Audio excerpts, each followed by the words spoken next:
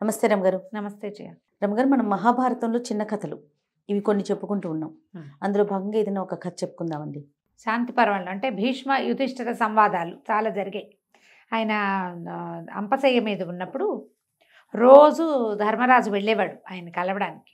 వెళ్ళినప్పుడల్లా రాజకీయపు సలహాలు, ఎట్లా మనం సామ్రాజ్య పాలన ఏ రకంగా చేయాలి అలాంటి విషయాలు కొన్ని, తర్వాత అసలు జీవితానికి ఉపయోగపడేవి కొన్ని ప్రశ్నలు, అట్లా కొన్ని ప్రశ్నల్లో భాగంగా ఆయన అడిగాడట. ఇప్పుడు సహాయకులు, రాజుకి సహాయకులు ఉండాలి ఖచ్చితంగా. ఒక ప్రభుత్వం నడపాలంటే కావద్దు, మరి ఒక పెద్దవాడు, ఒక నాయకుడికి ఎలాంటి వాళ్ళు ఉండాలి. ఇప్పుడు మామూలుగా గుంపుకి నాయకత్వం వేరు, సామ్రాజ్యాధికారం వేరు. అప్పుడు సహాయకులు సరైన వాళ్ళు, కులీనులైన వాళ్ళు దొరకకపోతే నీచ కులజుల్ని కూడా తీసుకోవచ్చా అని అడిగాడు. అంటే ఈ ప్రశ్నని ఆ కాలపు ప్రశ్న కదా, ఈ కాలానికి మనం ఎట్లా అన్వయించుకోవాలి దాన్ని, ఏమనాలి, మంచి ఎడ్యుకేషన్, చాలా హైలీ ఎడ్యుకేటెడ్ లేకపోతే కొంతమంది మామూలు వాళ్ళని తీసుకునైనా వీళ్ళని ట్రైనింగ్ ఇచ్చి చేసుకోవచ్చా అని అడిగినట్టు. ఫ్రెషర్ని తీసుకుని ట్రైనింగ్ ఇస్తాం కదా, అవును, ఎక్స్పీరియన్స్ లేకపోతే ఫ్రెషర్ని తీసుకోవచ్చా లాంటి క్వశ్చన్గా భావించాలి దీన్ని. అగ్రకులజులు అంటే ఉత్తమ కులజ సంజాతులు లేకపోతే నీచ కులజుల్ని తీసుకోవచ్చా అని అడిగాడు. చెప్పా కదా, కులం అంటే ఇలా తీసుకోకూడదు, మన కులం కాదు, కమ్యూనిటీ కాదు, వాడి తాలూకు educational qualification, highly qualified, highly experienced లేకపోతే సుమారైన క్వాలిఫికేషన్ ఉండి కొంచెం ఫ్రెషర్ని తీసుకుని వాడినితో పెట్టుకుని నడిపించచ్చా అంటే నడపద్దు అని చెప్పాడట భీష్ముడు. అట్లా నడపద్దు. ఒక ఇంత పెద్ద పాత్ర వహించాలి ఒకడు, ఇంత పెద్ద పాత్రని ఏమనాలి, నడిపించాలి కథ. దానికి ఎవరినో తెచ్చి కూర్చోబెట్టకూడదు, అది ఎవడు చేయాలో వాడి కావాలంటే వెయిట్, అర్హుడికి మాత్రమే ఇవ్వాలి, అంతేనండి, వెయిట్ చేయాలి కానీ కూర్చోబెట్టకూడదు. దానికి ఉదాహరణగా ఒక కథ చెప్పారు. పూర్వం అట అడవిలో ఒక ముని ఉండేవారట. ఈయన పళ్ళు తింటూ, కందమూలాదులు ఏమైనా తింటూ, ఆకులు అలములు అలాంటివే తింటూ తపస్సు చేసుకుంటూ ఉండేవారు. ఈ అడవిలోకి ఎట్టా వచ్చిందో ఒక కుక్క పిల్ల వచ్చింది. ఆ ఋషిగారి వెనకాల తిరిగేది తోకాడిస్తూ. అది మాంసాహారం జోలికి వెళ్ళేది కాదు, కుక్కలు తింటాయి కదా మాంసాహారం, కానీ అది ఋషిగారు ఏం తింటే అది కూడా అదే తినేది. బాగుందిగా, తిని ఆయనతో పాటే ఉండేది, వాకిట్లో పడుకునేది. ఆయన ఏదైనా పండు కాయ కోసుకోవడానికి నదికి స్నానానికి వెళ్ళి ఆయన వెనకాల వెళ్ళి గట్టు మీద కూర్చుని శ్రద్ధగా ఆయన చేసేవి చూసి ఆయన వెనకాల పడి మళ్ళీ వెనక్కి తిరిగి వచ్చేది. మామూలుగా కుక్కలకి అలా కంట్రోల్డ్గా ఉండటం ఎప్పుడు అలవాటు అవుతుంది, యజమాని మీద అత్యంత భక్తి విశ్వాసాలు తాత్పర్యాలు అవి ఉంటే, లేకపోతే కుక్కలు మీద పడిపోతూ ఉంటాయి. అవును, మీద పడతాయి, నాకేస్తూ ఉంటాయి, కాళ్ళకు అడ్డం పడతాయి. అట్లా కాకుండా ఒక సేవకుడిగా వెనకాల వచ్చి ఆయన చేసేది చూసి మనిషిలాగానే ప్రవర్తించేది కుక్క, బుద్ధిగా ఉండేది దాని వరకు అది.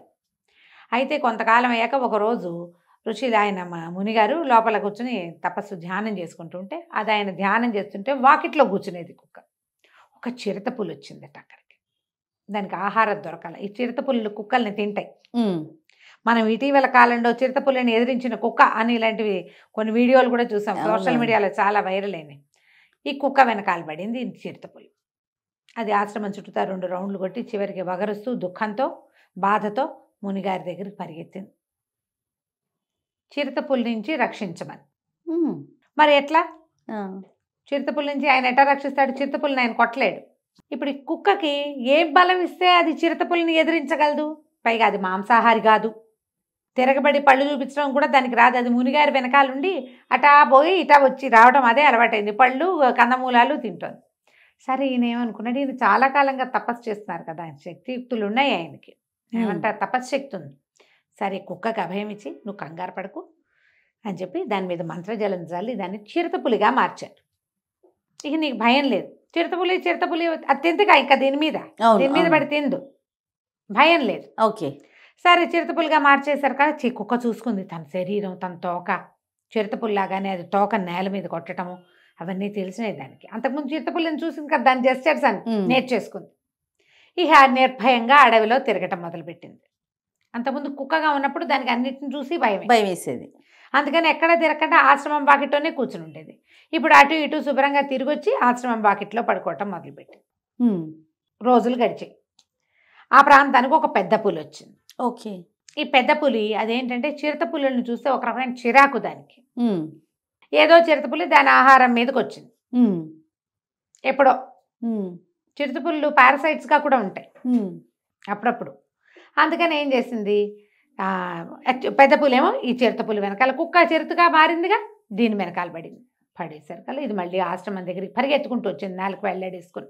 తోక కూడా కుక్క తోక ముడుచుకున్నట్టు చిరుతపుల్లి తోక ముడిచేసుకుని ఓకే ఏడుస్తూ వచ్చింది. పెద్ద పుల్లి నా వెంట పడింది, ఏం చెయ్యాలి, వెనకాల పెద్ద పుల్లి కనపడుతుంది. ఋషిగారికి దాని ఆంతర్యం అర్థమైంది.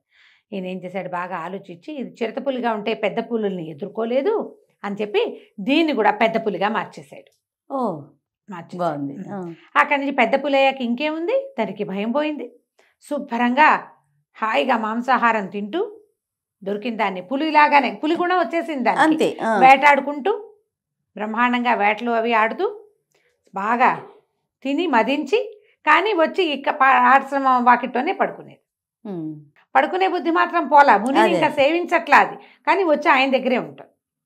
ఒకనాడు ఏమైంది, ఒక మదగజం, ఒక ఏనుగు వచ్చింది అడవిలోకి. అడవిలో ఏనుగులకి ఉండుండే రట్టు వస్తుంది, దానికి వాటికి తెక్కొస్తుంది కదా, అది పరిగెత్తుకుంటూ వచ్చి పులి మీద పడింది.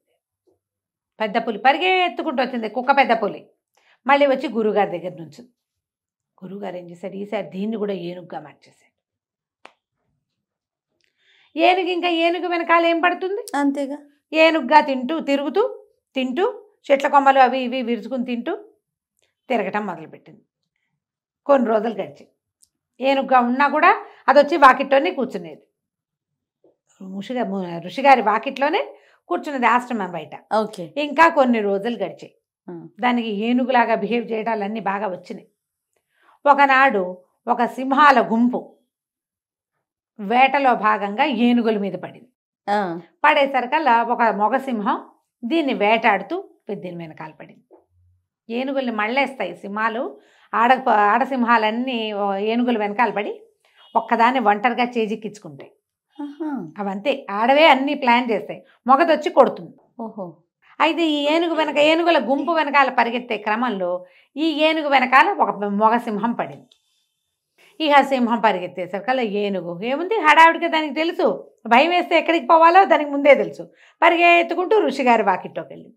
ఋషి చూసి ఏం చేశాడు, అయ్యో దీనికి ఏనుగుకి భయం వచ్చేసింది, కొట్టేస్తుంది సింహం, అది ఆ ప్రాక్టీస్లో ఉంది. పైగా పరిగెత్తిచ్చేసరికి దానికి ఉద్రేకం పెరిగిపోతుంది సింహానికి.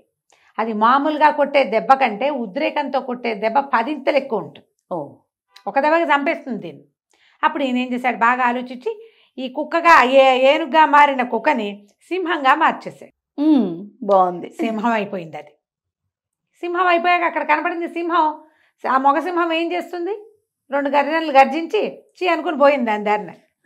ఈ సింహం చక్కగా వేటాడుకుంటూ తిరుగుతూ మళ్ళా వచ్చి ఆశ్రమ వాకిట్లోనే కూర్చునేది. కొన్ని రోజులు గడిచి శరభ మృగం అని ఒక మృగం వచ్చిందట.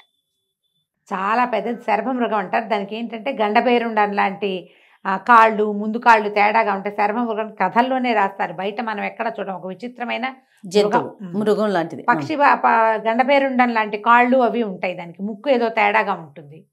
అయితే ఆ మృగం ఒకటి సింహాలని వేటాడుతుంది.